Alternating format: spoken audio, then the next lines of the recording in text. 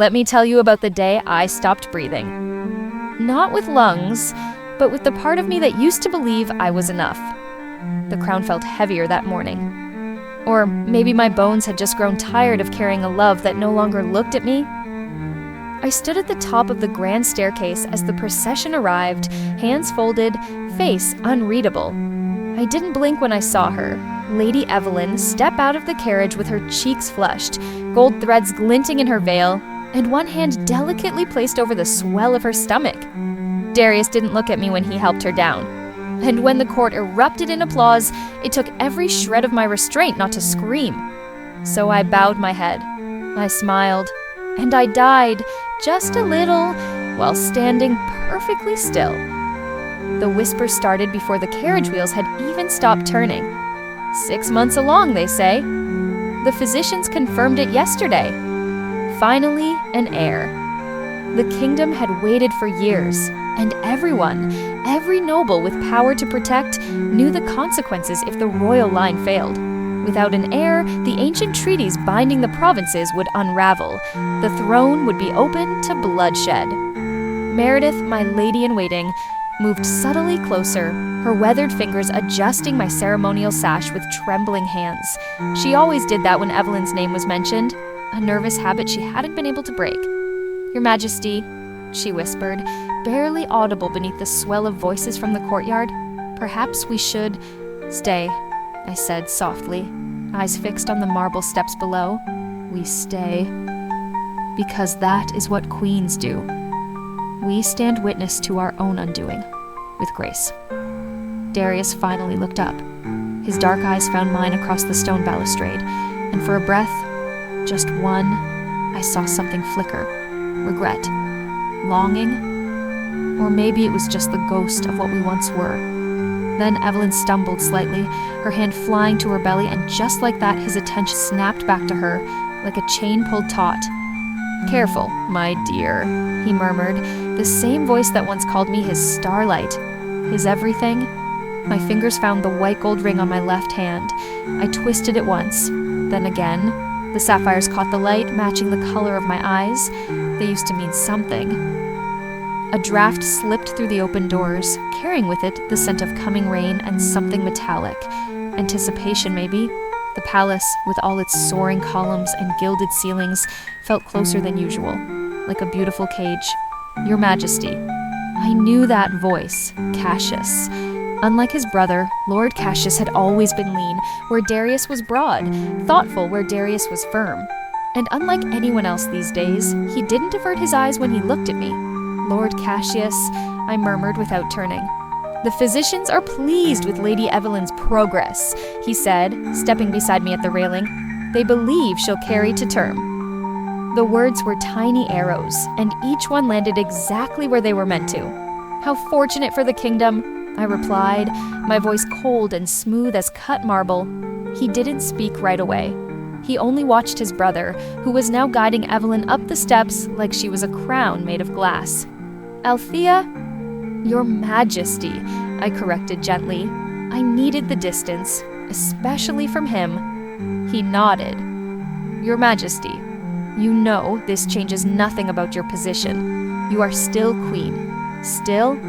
Still beloved by the people. Still needed for state functions. Still useful." I finally turned to face him. He flinched. Barely, but I saw it. "Yes, I know." The procession had disappeared inside now. All that remained were a few scattered rose petals and the lingering scent of Evelyn's perfume. Jasmine and honeysuckle, sweet and naive. Nothing like my white roses and sandalwood. "I should go," I said, gathering my skirts. "The council meeting begins soon. I'm expected to present the harvest reports." He reached for my wrist, gently, not possessive, not like Darius, just warm, steady. I glanced down at his hand, and for a moment I let myself wonder what might have been, if things had been different, if I had. "The harvest reports can wait," he said softly. "You don't have to pretend with me." That nearly undid me. The kindness in his voice cracked something in me I didn't have the strength to examine. But I couldn't afford cracks. So I pulled my wrist free, calmly, carefully. "I'm not pretending," I said. I'm surviving. The council chamber felt smaller than usual, though nothing had changed, except for one new chair. Smaller, more delicate, upholstered in cream silk. Lady Evelyn's chair placed at Darius's right hand. I took my seat across from him, in the same chair I'd always occupied, its edges worn smooth by the queens who came before me, the ones who were remembered, the ones who lasted. Lord Garrett was already flipping through his parchment when the doors opened and in came Darius, arm in arm with Evelyn. She moved carefully, cradling her belly like it was made of gold.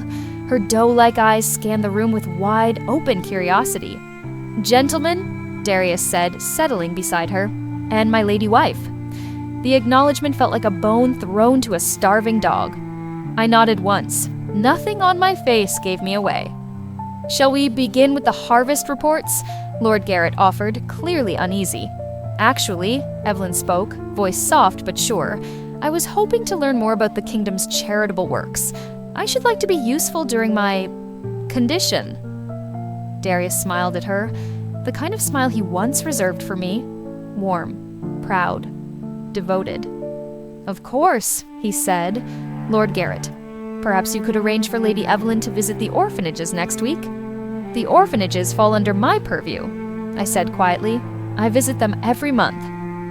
Silence. Evelyn's cheeks flushed. She lowered her gaze. "Perhaps," Darius said, cautious now, "you ladies could coordinate your efforts." The suggestion hung in the air like smoke. I imagined us walking those halls together, two royal women, one carrying a child, the other carrying what was left of her dignity. I imagined the questions in the matron's eyes, the shift in the children's attention, the quiet replacement. "Of course," I said, voice like silk wrapped around steel. "I would be delighted to show Lady Evelyn our charitable works." She looked up at me then, and just for a breath, I saw it. Not malice, no, something colder, a quiet claim. She wasn't asking for space. She was marking territory. "How wonderful," she said sweetly. "I do so admire your dedication to the kingdom, Your Majesty. I hope to follow your example." Perfect words, polite, gracious. But underneath, "I hope to replace you." "Moving on," Lord Garrett said a little too quickly. "The northern provinces report an excellent wheat yield this season." A servant entered with a tray of fresh bread and honey, placing it at the end of the table. The scent grounded me. Something real, something simple. I reached for a slice, the rough texture of the wood table beneath my fingers anchoring me to the moment. But I wasn't listening to the words anymore. I was watching Darius's hand move unconsciously to cover hers where it rested on the table. I watched his thumb trace gentle circles on her skin, the same hand that once held mine. I was learning how to breathe around the hole in my chest, because this is what queens do. We smile while our hearts break. We speak of harvest yields while our marriages crumble. We welcome our replacements with grace. But at night, when the palace is quiet and the weight of the crown is set aside, I allow myself one small rebellion. I remember who I was, before I became a queen, who stood alone,